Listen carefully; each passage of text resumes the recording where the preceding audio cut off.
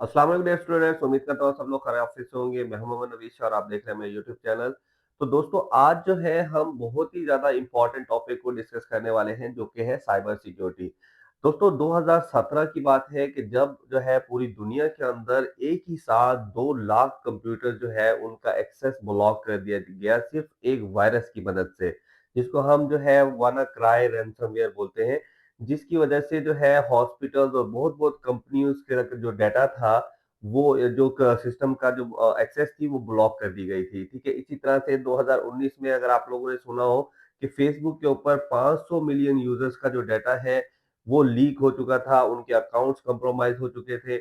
इसी तरह से डेली बेसिस पर पूरी इंटरनेट के ऊपर तकरीबन साढ़े 4 मिलियन साइबर अटैक्स होते हैं। अब इन सब से बचाने के लिए हमारे पास एक ही सॉल्यूशन होता है और वो है साइबर सिक्योरिटी। तो आज हम साइबर सिक्योरिटी को समझेंगे कि वो होता क्या है और इसका हमें समझना हमारे लिए इम्पोर्टेंट क्या है हर इंडिविजुअल के लिए, खा वो कंप्यूटर साइंस से रिलेट करता है, खा वो किसी और फील्ड से रिलेट करता है। जो भी मोबाइल यूजर है, जो इंटरनेट यूज करता है, लैपटॉप पे इंटरनेट यूज करता है, उसके लिए ये टॉपिक समझना बहुत ही ज्यादा इंपॉर्टेंट है। सबसे पहले अगर हम बात करते हैं साइबर सिक्योरिटी के अंदर साइबर की, तो cyber anything that is related to computer information technology and the internet. जो भी इंटरनेट के ऊपर इंफॉर्मेशन टेक्नोलॉजी में नेटवर्किंग से रिलेटेड होगा या कंप्यूटर्स के अंदर जो डाटा होता है, वो सारा का सारा हम साइबर से रिलेट करते हैं। A place where computers network and digital data exist, जहां पर कंप्यूटर नेटवर्क होगा और डिजिटल डाटा एग्जिस्ट करता होगा, वहां पर साइबर जो है बेसिकली उस प्लेस को हम क्या बोलेंगे, साइबर बोलेंगे। अब सिक्योरिटी क्या होती है? Protection of assets against theft, damage और लॉस। तो अगर हम दोनों को मिलाए साइबर सिक्योरिटी को, तो प्रोटेक्शन ऑफ डिजिटल एसेट्स, और डिजिटल एसेट्स हमने क्या बताया कि कंप्यूटर नेटवर्क हो सकते हैं, कोई भी इंफॉर्मेशन हो सकती है, नेटवर्क के रिसोर्सेज हो सकते हैं, ये सारे हमारे हमारे जो है वो डिजिटल एसेट्स होते हैं। अब साइबर सिक्योरिटी के अंदर हम जो है तीन बेसिकली जो है वो पढ़ते हैं कंस्ट्रेंट्स, जिसमें हम बोलते हैं, जिसको हम CIA 3 टायर बोलते हैं, जिसमें कॉन्फिडेंशियलिटी होता है, इंटीग्रिटी होता है और अवेलेबिलिटी होता है। ठीक है? बेसिकली साइबर सिक्योरिटी इन तीन मेजर्स को या इन तीन जो है बेसिकली फैक्टर्स के ऊपर काम करती है। सबसे पहले अगर हम देखें तो कॉन्फिडेंशियलिटी क्या होती है, ठीक है? कॉन्फिडेंशियलिटी का मतलब क्या है कि यूजर्स का डाटा जो होता है, उसको हमने क्या रखना है, प्राइवेट रखना है किसी और यूजर से। मतलब फॉर एग्जांपल आप फेसबुक पर अपना डाटा स्टोर करते हैं, या किसी भी ऑर्गेनाइजेशन के अंदर आप डाटा स्टोर करते हैं, या किसी बैंक के अंदर आपका डाटा स्टोर है, तो आपका डाटा कॉन्फिडेंशियल रखना, ठीक है? किसी और यूजर के सामने उसको लीक ना करना या उस दूसरे यूजर से, अनऑथराइज्ड यूजर से हाइड करना, वो बेसिकली क्या कहलाता है, कॉन्फिडेंशियलिटी कहलाता है। ठीक है? तो साइबर सिक्योरिटी सबसे पहली चीज क्या करती है, आपके डाटा को कॉन्फिडेंशियल रखती है। और दूसरे नंबर पर इंटीग्रिटी, कि डाटा जो है आपका एक्यूरेट होना चाहिए, ठीक है? समटाइम्स क्या होता है कि डाटा इनकंसिस्टेंट हो जाता है, अगर कोई हैकर उसको डैमेज कर देता है या उसको जो है वो डिलीट कर देता है, या किसी और पर्पज से आपका डाटा जो है वो चेंज हो जाता है, तो उसकी इंटीग्रिटी कंप्रोमाइज हो जाती है। तो साइबर सिक्योरिटी इंटीग्रिटी को भी जो है वो इंश्योर करती है, कॉन्फिडेंशियलिटी को इंश्योर करती है, और तीसरे नंबर पर जो है अवेलेबिलिटी, ये बड़ा इंपॉर्टेंट फैक्टर है। मैं इसकी एग्जांपल दूंगा। अगर हम अमेजोन की एग्जांपल लें कि अमेजोन की वेबसाइट पर अगर डाटा 1 घंटे के लिए भी गुम हो जाए, मतलब गुम का मकसद ये कह रहा हूँ कि अनअवेलेबल हो जाए, और यूजर्स को वो डाटा मिल ही ना रहा हो, और यूजर को कोई भी प्रोडक्ट शो ना हो रहा हो, तो क्या होगा कि उनको अगर 1 घंटे के लिए भी अगर हम उसको देखें, तो तकरीबन जो है वो थाउजेंड्स और मिलियंस ऑफ डॉलर्स का उसको क्या हो सकता है, नुकसान हो सकता है। ठीक है? सो अवेलेबिलिटी बहुत ज्यादा इंपॉर्टेंट होती है। इसी तरह से अगर फेसबुक के यूजर्स को जो है कुछ भी ना मिल रहा हो, यूट्यूब पर अगर आप चाहे कोई भी वीडियो आपको शो ना हो रही हो, तो क्या होगा कि बहुत ही पैनिक क्रिएट हो जाएगा। ठीक है? और साइबर सिक्योरिटी हमें अवेलेबिलिटी, हमें इंटीग्रिटी डाटा की और डाटा की कॉन्फिडेंशियलिटी जो है वो इंश्योर करती है। ठीक है? इसके बाद अगर हम देखें तो कौन कौन से अटैक्स जो है हमारे जो है वो सिस्टम पर हो सकते हैं और किस तरह के अटैक होते हैं। ठीक है? मैं जरा लाइट ऑन कर देता हूँ। ठीक है? तो सबसे पहले अगर हम फिशिंग अटैक की बात करते हैं, तो ये बेसिकली ऐसे अटैक्स होते हैं जिसमें यूजर्स को फेक किया जाता है, ट्रिक किया जाता है। अब सारे अटैक्स ऐसा नहीं होता कि जो सिस्टम के ऊपर बेसिकली जो 70% अटैक होते हैं, वो यूजर्स को बेवकूफ बना के अटैक किए जाते हैं। ठीक है? सेम इसी तरीके से जो है वो फिशिंग अटैक होता है, जिसमें कोई भी जो विक्टिम होगा उसको क्या एक ईमेल भेजा जाएगा, एक मैसेज भेजा जाएगा कि हम जो है किसी अथॉरिटी से बात कर रहे हैं, जैसे किसी बैंक से आपको ईमेल आ जाता है, किसी कंपनी से आपको ईमेल आ जाता है और आपको जो है आपकी पर्सनल डिटेल्स आपसे मांगने की कोशिश करते हैं, जैसे फोन कॉल पे आपसे बात करके आपसे पर्सनल डिटेल मांगने की कोशिश करते हैं। तो ऐसे अटैक को हम क्या बोलते हैं, फिशिंग अटैक बोलते हैं। और कभी भी जो है आप लोगों ने इस तरह की ईमेल्स, क्योंकि हर वेबसाइट अपने टर्म्स एंड कंडीशंस के अंदर बताती है कि वो किस तरह से आपको कांटेक्ट करेंगे और किस तरह से आपको जो है वो डिटेल्स आपसे मांगेंगे, कौन कौन सी डिटेल्स आपसे मांग सकते हैं और कौन सी डिटेल नहीं मांग सकते। तो टर्म एंड कंडीशंस हमें पढ़ने चाहिए, बेसिकली तो हम पढ़ते नहीं है लेकिन पढ़ने चाहिए। तो बेसिकली क्या होता है कि कभी भी कोई भी वेबसाइट, कोई भी ऑर्गेनाइजेशन आपसे पिन नहीं मांगेगी, आपसे पासवर्ड नहीं मांगेगी। और वो बेसिकली क्या होता है कि सम टाइम आपको ईमेल आता है कि आपका पासवर्ड कंप्रोमाइज हो गया है, आप अपना पासवर्ड अपडेट करें।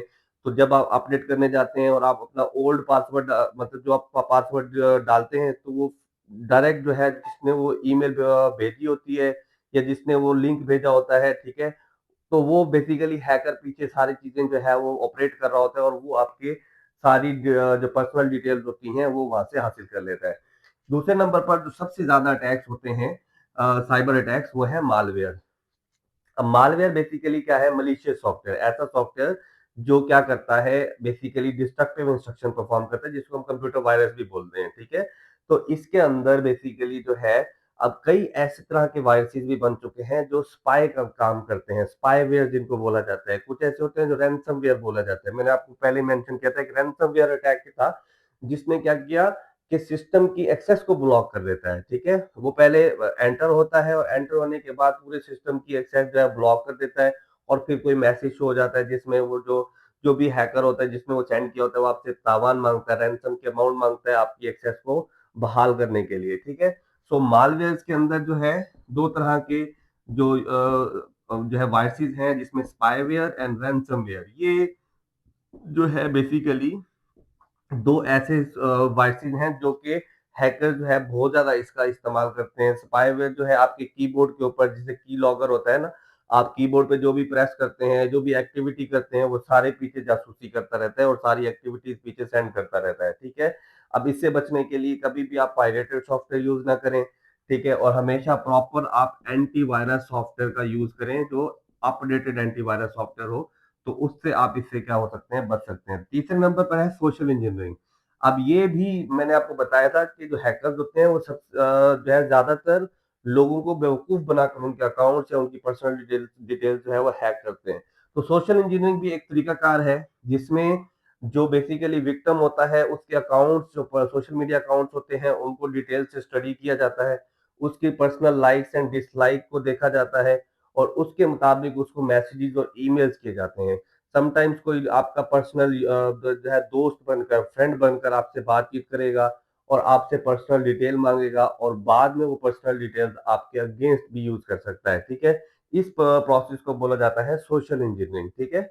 और आखिर में मोस्ट जो है इम्पोर्टेंट, हैकिंग।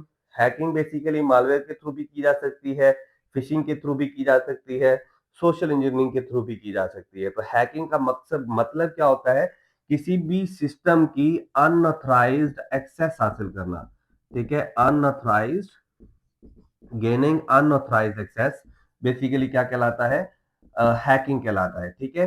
तो अनऑथराइज्ड एक्सेस किस तरह से हो सकती है, वो मालवेयर के थ्रू भी यूज कर सकते हैं, वो सोशल इंजीनियरिंग के थ्रू भी होती है, वो फिशिंग अटैक के थ्रू भी कर सकते हैं, ठीक है। लेकिन ज्यादातर जो होती है वो बेसिकली ट्रिक करके ना यूजर्स को बेवकूफ बना के की जाती है। और भी बड़ी से टेक्निक्स हैं, पोर्ट स्कैनिंग होती है, ओपन पोर्ट्स होती हैं, वुलनरेबिलिटीज देखी जाती हैं। तो हैकर्स के पास बहुत सारी ट्रिक्स होती हैं यूजर्स को जो है वो बेवकूफ बना के, या यूजर्स के सिस्टम को के अंदर जो है वो वुलनरेबिलिटीज को ढूंढ के उसको जो है वो हैक करता है, ठीक है। तो हमें ये समझना है कि कौन कौन सी ट्रिक्स वो यूज कर सकता है। बेसिकली तो ये जो तीन चीजें, कभी भी आप जो है वो सोशल मीडिया पर किसी भी अननोन पर्सन को अपनी डिटेल्स ना दें, ठीक है। सोशल इंजीनियरिंग में ज्यादातर जो हैकर्स होते हैं वो आपकी पर्सनल डिटेल्स वहां पर इंटरेस्ट देखते हैं, फिर उसी इंटरेस्ट के मुताबिक आपको बुक्स, सेटअप्स वगैरह या लिंक्स वगैरह भेजते हैं, जिनको क्लिक करते ही आपके सिस्टम में हो सकता है कोई स्पाईवेयर आ जाए, कोई रैंसमवेयर आ जाए, ठीक है? तो वो ऑटोमेटिकली पीछे इंस्टॉल हो जाता है, ठीक है? तो उसके लिए फिर बचने के लिए एंटीवायरस भी आपके पास होना चाहिए जो इस तरह के वायरसेस को जो है वो डिटेक्ट करे, ठीक है? अब आते हैं हमारे पास जो है टाइप्स ऑफ हैकर्स। किस तरह के हैकर्स हो सकते हैं? 3 बेसिक टाइप्स हैं जिसमें व्हाइट हैट, ग्रे हैट और ब्लैक हैट हैकर्स हैं। व्हाइट हैट हैकर्स ऐसे होते हैं जो ऑफिशियली किसी ऑर्गेनाइजेशन के लिए काम करते हैं, उनकी प्रोटेक्शन के लिए काम करते हैं। जैसे सिक्योरिटी और चोर है, सिक्योरिटी वाले को भी जो है वो प्रॉपर वो क्या करता है लोगों को सिक्योर करता है, लोगों की सिक्योरिटी देता है और चोर क्या करता है उस सिक्योरिटी को ब्रेक करता है, ठीक है? तो चोर यहाँ पर जो है ये ब्लैक हैट हैकर होता है, ग्रे हैट जो है ये समटाइम्स इलीगल काम करता है लेकिन ये ज्यादातर लोगों को नुकसान नहीं पहुंचाता, ठीक है? ये चैलेंजिंग के तौर पर जो है लर्निंग के तौर पर एक्सेस करता है, यूजर्स के अकाउंट्स को हैक करता है, लेकिन ज्यादातर ये इलीगल नहीं रहता। ज्यादा जो इलीगल होता है वो ब्लैक हैट हैकर्स होता है जो इलीगल एक्टिविटीज करता है, लोगों के अकाउंट्स हैक करता है, लोगों के बैंक अकाउंट्स हैक करेगा, सिस्टम पे अटैक करेगा। मैंने आपको बताया कि डेली बेसिस पर 4.5 मिलियन 4.3 मिलियन अटैक होते हैं, जिसमें तकरीबन जो है वो 2 लाख से ज्यादा अटैक जो है बेसिकली होते हैं। इसके डिनाइल ऑफ सर्विस अटैक होते हैं जो सर्वर्स के ऊपर किए जाते हैं। इसी तरह से तकरीबन 3 मिलियन वायरसेस के अटैक्स होते हैं, ईमेल्स के थ्रू किए जाते हैं, ठीक है? फिशिंग अटैक्स हो रहे होते हैं। तो टोटल पूरे दिन में अगर हम देखें तो पूरी दुनिया में इतने अटैक्स हो रहे हैं, तो वो आप भी नेक्स्ट विक्टिम हो सकते हैं।